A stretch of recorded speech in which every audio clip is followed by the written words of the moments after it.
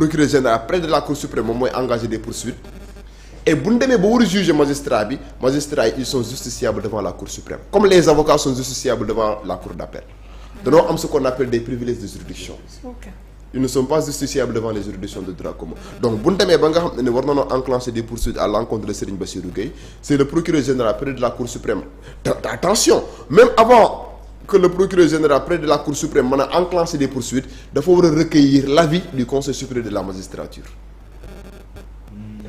da ngay demander avis Conseil supérieur de la magistrature nag am na ci tey ñooñ koo xamante ne dafa am benn plainte bu ko viser Conseil supérieur de la magistrature joxe avis bu joxee avis si ngay am possibilité pour poursuivre ko c'est comme un avocat boo xam ne tey jii dafa commettre infraction pour nga poursuivre ko il faut impérativement nga recueillir l'avis du bâtonnier le conseil de l'ordre et si le conseil de l'ordre donne un avis bu boobaa nag si ngay demee devant le procureur général près de la cour d'appel si c'est l'avocat si c'est le magistrat c'est le procureur général près de la cour suprême et les magistrats sont justiciables devant la cour suprême. dans procédure bu yàgg nga gëm ni lii yëpp dañ ko war a leeral. bon ça c'est des moo tax ma ne la.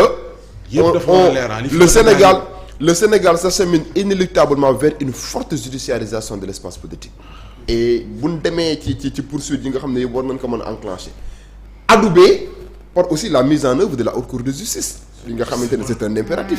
le pôle financier. le pôle financier et def na mettre nañ ko déjà en œuvre mais la haute cour de justice bi nga xam ne c'est une juridiction d'essence constitutionnelle prévue par les dispositions de l'article 101 de la Constitution Assemblée nationale daf ko war a mettre en œuvre impérativement. bu ñu mettre en œuvre impérativement la haute cour de justice am na ay rapports yoo xam ne épinglé na ay anciens ministres te ces anciens ministres là ils ne sont pas justiciables devant les juridictions de droit commun ils ne sont justiciables que devant la haute cour de justice l'ancien président de la République am na ñuy agiter idée wu am na dossier yoo xam ne bu ñu ko soulever sur la table impérativement dafa war a ñëw moom aussi bu ñëwee il sera justiciable devant la haute cour de justice. léegi boole kook soxnaam si ñuy tudd ci mbiru suuf gis nga sax yor xëy ci mais li ko jiitu daan nañu wax ba ci fondation bi mu jiite woon ñu dissoudre ko am ñu doon wax ni fondation boobu it ya fa daan dugg ci koppar ak nañ ko daan doxalee lu war a ñu xëy rek dissoudre ko war nañu mën a càmba oui est-ce que yooyu yëpp mën naa del si sa femme est impliquée si les informations qui viennent de nous parvenir waxoon ci Kajoor ak Bawol dégg la bu fekkee par exemple jabaram bi liñ koy tuddee infraction yi nga xamante ne ñu ngi koy tuddee soxna Marème Faye Sall am na moom elle n'a aucune protection elle n'a aucun statut boo xam ne moom da koy jox benn privilège non amul benn disposition ci Sénégal ni législative ni constitutionnelle boo xam ne danaan première dame dafa am statut spécial Marème Faye Sall est justiciable devant les juridictions de droit commun moom mën nañ ko traîner devant les juridictions de droit commun si les infractions yi nga xam ne ñu ngi koy viser à son encontre sont avérées wala li nga dossiers yi nga xam ne tey jii ñu ngi koy wax presse bi mu ngi koy révéler ci moom c'est avéré elle est justiciable devant les juridictions de droit commun moom amul privilège de juridiction amul mën nañ ko topp ci fondation bi nga xam ne dañ ko dissoudre ak bu ñu ko ci doon topp naka lay demee. non mais à partir du moment où ñu déceler ay infractions dañ koy poursuivre le procureur de la République il a la possibilité de mu enclencher des poursuites à l'encontre de Marème Faye Sall. mais bu dee fondation bi dissoudre nañ. oui mais ça coule de source car c'est la tienne à partir du moment où infraction am na rek moom amul benn statut spécial la première dame n'a aucun statut spécial n'a aucun privilège de juridiction moom il est justiciable comme un citoyen lambda. donc bu fekkente ne par exemple li nga xam ne ni presse bi relayé na ko aujourd'hui c'est des informations qui sont avérées et que ñi nga xam ne tey jii par exemple je sais pas si c'est des biens yoo xamante ne état moo ko moom si c'est des biens qui appartiennent à l'état le procureur de la République a la possibilité de se ressaisir si c'est des biens qui appartiennent à des particuliers ils ont la possibilité de saisir qui de droit et saisir qui de droit mooy déposer des plaintes auprès du procureur de la République nekkul Sénégal si elle n'est pas au Sénégal mën nañoo lancer un mandat d'arrêt à son encontre et si le mandat d'arrêt est exécuté dina présenter wu ñu poursuivre que comme un citoyen lambda parce que la première dame n'a aucun statut boo xam ne da koy protéger. juste une dernière question balaa Momo ak Farid di ñëw tey ñi nga xamante ne dañ leen a épinglé woon ci ay rapport laata ñuy nekk ministre soit ñu am poste de DG wala dara tey ñu génn réew mi dem avant ñuy taxawal haute cour de justice ndax mën nañ leen a jëli ji. non présentement ne mënul góor leen a jëli ji parce que rapport am na parce que le rapport n'équivaut pas à une culpabilité. d'accord. rapport mën na la épingler. ñu dem ba ci biir l'on se rend compte que tu n'es pas coupable loolu aussi il faut sénégalais xam ko. mais à partir du moment où rapport épingle na mën nañoo njort ne c'est une présomption de culpabilité qui pèse sur toi. parce que rapport yooyu rapport yi dafa contradictoire maître. te rapport yi am na contradiction bu ci am moo tax ma ne la mën nañoo dem ba ci biir. ñu ñëw ñu war leen a poursuivre seeni avocat demander ay contre-expertise. loolu lépp c'est parce que les rapports la question yi ci am parfois c'est des questions techniques. parce que c'est la haute finance. donc bu fekkente ne par exemple rapport épinglé na la rapport yi c'est des cours de contrôle ñoom ñoo ko teg. rapport yi dañ koy déposer ci li nga xam ne ni tey jii moom mooy le procureur de la République mais en la matière. duñ ko déposer fi nga xam ne moom mooy le procureur de la République bu fekkente ne ministres yi la. parce que les ministres par rapport aux infractions commises dans l'exercice de leurs fonctions. ils ne sont pas justiciables devant les juridictions de droit commun. loolu moo tax sénégalais constaté ne depuis que nguur gi toog ba léegi. rapport yooyu noonu épinglé ministre yi amul benn ministre boo xamante ne tey jii. mais bu fekkee daf la épinglé avant ngay nekk ministre. non bu fekkente ne daf avant. ngay nekk ministre. soit nga nekk déjà nga nekk DG autant pour moi. ba ñu rapport épinglé la ba noppi ngay soog a nekk ministre. non bu fekkente ne par exemple rapport dafa la épinglé avant ngay nekk ministre bu boobaa. tu es justiciable devant le pôle judiciaire financier. léegi nga mais bu fekkente ne moment bi ngay nekk ministre la. mënuñu la poursuivre devant le pôle judiciaire financier mënuñu la poursuivre devant les juridictions. léegi maître ma jox la benn cas bu factuel boo xam ne Guy Marius Sagna moo ko wax. oui moo jox ci assemblée nationale jëm ci Bibi Baldé cas wu poste. moom ministre la woon. jógee fa ñu def ko directeur général. te selon ni Guy Marius Sagna waxee mooy ni poste mel moom ak Siré Dia génnuñ ci. ci kopparu alalu réew mi nga xam te ne luubal nañu ko. d'ailleurs sax gis naa moom mu tontu ci. weddi kàddu yooyu est-ce que en l'espèce ci cas wu poste ku mel ni Abdoulaye Bibi Baldé su dee ni. procureur jox na suite wala mu autosaisir. moom rapport épinglé na ko. waaw est-ce que rapport épinglé na ko.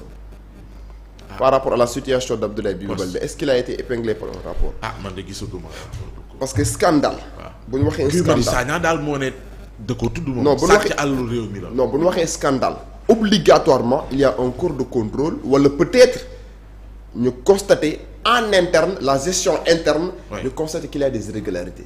bu fekkente ne nag dafa am ay irrégularités. bu boobaa bu fekkente ne direction la woon les directeurs généraux amuñu benn loolu bu leen di protéger. ministres yi ak le président de la République ñoom ñoo justiciable devant la haute cour de justice ça c'est une précision.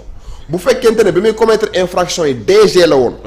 disposition bi waxul DG. les ministres et le président de la République par rapport aux infractions commises dans. xam nga le dans là dafa am importance de dans l'exercice de leurs fonctions ils sont justiciables devant la haute cour de justice président de la République benn infraction nga ko mën a poursuivre devant la haute cour de justice mooy haute trahison moom par rapport aux infractions économiques et financières il est complètement exonéré tey un président de la République bu sàccoon ay milliards Sénégal mënoo ko poursuivre mais il faut koy poursuivre disposition bi lan la wax le président de la République n'est pas pénalement responsable des infractions commises dans l'exercice de ses fonctions mooy il est pénalement irresponsable sauf pour haute trahison léegi nag lan mooy haute trahison mooy lan lii laa la bëggoon laaj. xam nga haute trahison ci ban moment lañ mën a waxee ni haute trahison. léegi nag moo tax ma ne xam nga il n'y a pas un contenu concret.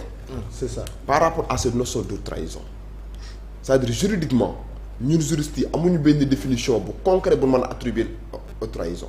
mais am na benn jàngkat benn xeltukat un doctrinaire boo xam ne moom nee na haute trahison mën nañ ko considérer comme par exemple un président de la République boo xam ne dafa commettre ay erreurs yu grave ci li nga xam ne moom mooy les institutions de la République. je donne un exemple.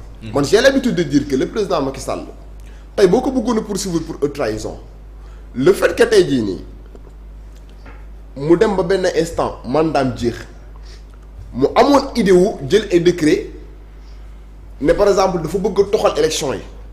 acte boobu noonu juridiquement mën nañ ko appréhender comme de la haute trahison. parce que sa mandat jéem nga dem ba conseil constitutionnel di jël décision te le conseil constitutionnel bi muy jël décision. di wax le président Macky Sall ne que élection yi yow amoo possibilité nga reporter est-ce que xam nga ne conseil constitutionnel loolu bokkuloon ci ay attributs.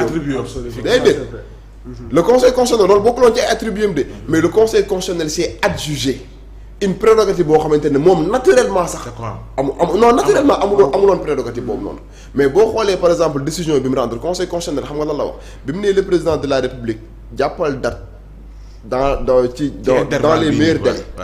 dans les meilleurs délais dafa njëkk a jël décision mu ne le président de la République jàppal date dans les meilleurs délais bi ñun juristes yi ku nekk jaar ci benn côté ñii ne meilleur délai mooy lii conseil constitutionnel xam ne débat bii nii fa mu jëm du neex te conseil constitutionnel dafa am organe juridictionnel la. Ouais. mais organe la aussi boo xam ne dafa war a réguler l'ordre politique et social dafa war a réguler le jeu démocratique.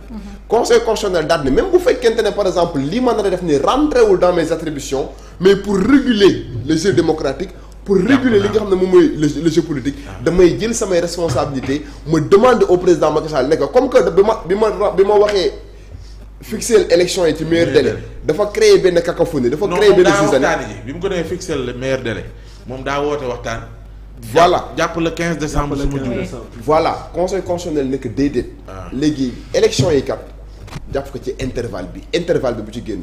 24 heures voilà léegi président Macky Sall nekk dos au mur nekk dans une situation inconfortable parce que moment boobu noonu amatul leneen lu mu mënoon a def lu dul respecter li nga xam ne moom mooy la décision du conseil constitutionnel. élément yooyu noonu bu ñu ko intégré. ak le fait que tey jii ñu dem manifestation ñu amoon ay manifestations sanglantes ay nit ñu bari ñàkk seen bakkan ci ay manifestations yoo xamante ne par exemple ça ne valait pas le coup ay Ousmane Sonko moom war a dem tribunal ay oto bi fii lay jaar waroo jaar fi ay nit ñàkk seen bakkan. autant d'éléments loolu noonu bu ñu demoon tey jii ba war a poursuivre le président Macky Sall pour haute trahison le juge bi nga xamante ne tey jii moom mooy qualifier juridiquement des faits parce que la qualification juge bi moom moo koy def les qualifications préliminaires retenues par le procureur de la République retenues par le juge d'instruction liiwul le juge tey man lan lay toppee benn affaire pas Ousmane procureur de la République ne man jàpp naa ne lii infraction telle la infraction boobu noonu juge d'instruction bi ne non man li procureur bi jàpp ma ne infraction boobu noonu l'infraction retenue par le juge d'instruction mën na doon ba devant la juridiction de jugement juge bi ne kat contradictoire bi nga xam ne avocat yi servir na la ko man j'ai une autre religion j'ai une autre idée par rapport à la caractérisation de l'infraction donc infraction bi lii la donc bu ñu demee tey jii ba war a juger le président Macky Sall devant la haute cour de justice le juge bi nga xamante ne moom mooy le premier président de la cour suprême parce que devant la haute cour de justice ce ne sont pas des magistrats seulement ñoom ñooy siège c'est le premier président de la cour suprême moom mooy le président mais ay assesseurs ay députés lay doon. mais maître soo waxee nii mënuñu ko àtte ci mbiru la mu am